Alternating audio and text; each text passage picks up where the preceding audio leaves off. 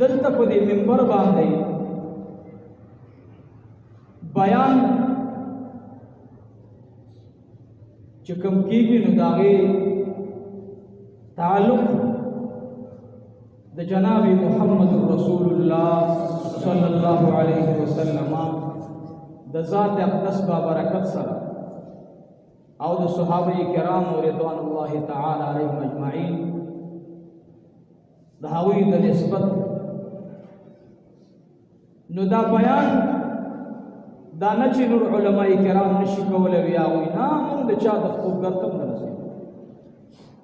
ما پرون تنګي کې ولی کامل حضرت مولانا مفتی گوہر علی شاہ سے هغوی موجود ما ته ورته بیان وکړم الله علم تقوا د ایس دعوه نه کوم خو زه په منبر یوه خبره ذکر کوم په سټیج او په منبر او جلسو کې او مقبره کې چې خدای بې ادبه انسان مې ډېر خوښ نه دی نو الله د بې ادبۍ نه ما وساتي د علماو ادب کوي چا چې د علماو ادب کړي الله بچي علما پیدا کړي که بچو کې عالم نه دی راغلی نو څوک کې الله عالم پیدا کړي خورو بره چې چا بې ادبي کړې ده الله رب العزت د معزز پیرست فرشتونا تحت الصراط ورسولو ذلیل کو ابلیسی لعین د ملائکو د صحبت نه را ورسولو د الله د حکم مخالفت وکړو ځان له داسې دعوه جوړه کړه چې خدای ته وایي ربا په دلیل لا سره خبره وکړه چې خدای نم دلیل غواړي بعضې ملګري وایي یاره مولوي صاحب نن سبا خلق چاره خبره کوي په داسې دلیل دی وکړه هر سړی نن سبا لکه مفتی صاحب دی که نه هر سړی لوی سړی دی نو یې څه دلیل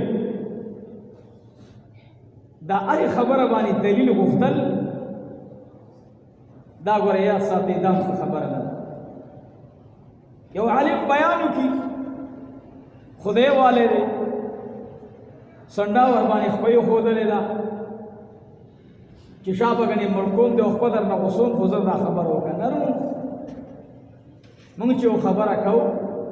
هغه به انشاء الله د هغې به موږ سره دلیل موجود وي هغه بې دلیله نه کوو کار مو څه دی زما بیان بلکې 20 منټه وروستو به انګلینډ ته ورسېږي یورپ ته به ورسېږي د سعودي پاکې خاورې ته به ورسېږي نو زه دې ولې په منبر هغه خبره وکړم چې الله پرې را ناراضه کېږي یو بل عالم دې ولې داسې خبره وکړي نو عزیزانو شیطان بې ځایه دلیل غوښتلو الله رب العزت ورته وایي سجده ولګوه او ورته وایي خدایه څنګه سجده ولګوم دا خو د خټې نه پیدا دی زه دې د اور نه پیدا کړی زما او د ده په تخلیق کې په پیدا کېدو کې ربا فرق دی زه د اور نه یم اور چې په ځمکه بلې اسمان ته خیږي بره زور کوي خاوره چې بره غورځي لاندې را غورځېږي زما او د ده په ماده کې فرق دی نو خدایه ما ته وې بله سجده وکړه الله اکبر الله رب العزت ورته نور صبر نه کوي الله ورته وایي فخرج فانک رجیم وان علیک اللعنة الى یوم الدین ځه نو عزیزانو علماو لیکلي دي چې تکبر دومره خطرناک څیز دی چې د ملایکو د صف نه ذلیله او رسوا او شرمنده قیامته پورې به ذلیله حتی الله موږ ته وایي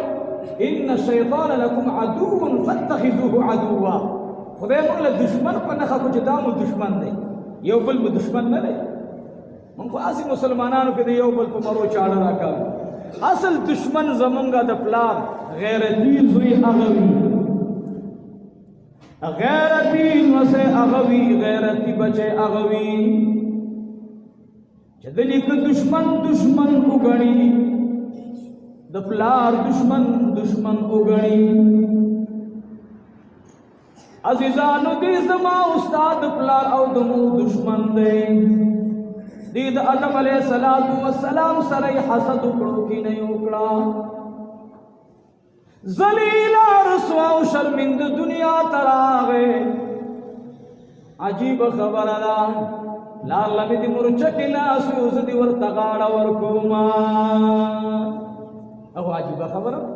دا ډېر به نه کوئی دی چې موږ پکې مبتلا یو نو شیطان لعین سره لکه دشمنی پکار ده نو عزیزانو دا د دومره لوی دشمنی سبب سو تکبر غرور الله جل جلاله وای ځان د تکبر او غرور نه وساتئ موږ تاسو لم پکار دادي چې د دې مدرسې نه بزان سره یو صادر د عجز لو زه هغه مولا نه یم او کله چې دعویم نه کوم چې رضا په زمانہ کې او موجوده عصر کې زما په شان دی بل څوک نشته او زما په شان دی بل ګناهګار نشته دا خبره د علم دعوه نه کوم د تقوا دعوه مې نه کړې د جهاد د درس او تدریس د تصوف ایس دعوه نه کوم او نه حقدار او عزیزانو درخواست مې دادې چې د مدرسې نه بزان سره یو څه جوړي چې هغه سوي تواضع عاجزي او داسې صادر دی دا چې چا په سر کړي هغه لاندې زور کوي خدای مره خېجه چا چې د عاجزي صادر د ځان نه تاو کړي هغه غریب لاندې زور کوي د کائنات رب بره اوچتای او چې چا تکبر کړي مونږ یاد ساتي مونږ چا پورې ځان نن خلو چې یاره دا داسې دی دا هر سړی خپل کار کوي دا هر سړی قبر جدا دی خو په دې منبر به ان شاء الله تاسو ته یو خبره هغه بار بار ملاويږي چې هغه عشق د جناب محمد رسول الله صلی الله علیه وسلم ورونو د نبی علیہ الصلوۃ والسلام عشق دا د هغې په سنتو کې سړي ته پته لګي د حضور پاک سنت په څه کې دي زما خوراک زما اسکاک زما واده زما سنت زما راشه درشه مړې ژوندې عیادت دا ټول په د محبوب علیه الصلوۃ والسلام په طریقه برابر نه دي ته عاشق وي عاشق هغه ته چې د معشوقې ادا پسې رواني نو الله دې موږ تاسو ته د خپل پیغمبر عشق را نصیب کړي الله دې موږ تاسو له اتباع د محبوب را نصیب کړي ما د قران کریم سو آیاتونه تلاوت کړل تاسو وایي چې مولوی صاحب د ابو العاص رضی الله تعالی عنه واقعه دی شروع کړي او اوس په کې د نورو صحابه واقعه شروع کړي ورونو زما خو صحابه خو خري ایو چا ویلو چې مولوی صاحب دا واقعات بیان څه شی ته بیان کوم تاسو راته وایي د دې صفات درته بیان کوم دا خو صاحب زما عقیده هم دا چې دا خواران ډېر کمزوري دي ورونو موږ د هغه چا صفات بیانو چې د چا صفات الله بیان کړي دي دې آیاتونو کې ګورئ الله رب العزت د سو صحابه حال بیانوي دا صحابه د نبی علیہ الصلوۃ والسلام صحابه دي یو مرګ رابطه کړي او یو مولوی سے وې دا بیان چې له وګد په دې نیټ باندې راځي په دې